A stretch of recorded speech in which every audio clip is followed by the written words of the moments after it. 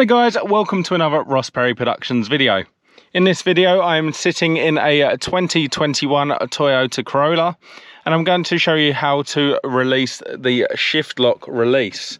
Now the reason this is here is because if the car was running and you had some children in the car and maybe the driver wasn't here, without your foot on the brake you wouldn't be able to knock that into gear accidentally, which is a really good safety feature.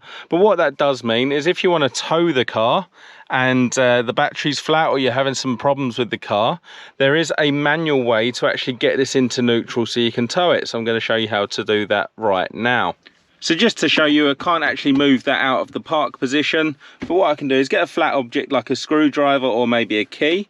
We're just going to put that in that piece of plastic there, rotate it round so that pops off. Nice and easy.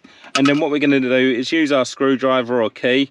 We're just going to push down there whilst then moving the gear lever, using the trigger as well on the front, and you can move it down into the neutral position. You can now tow the car away, do whatever you need to do, and then once you park up again you can just move that forward into park, and that's operated the shift lock again until you use your flat object. So then just return your piece of plastic.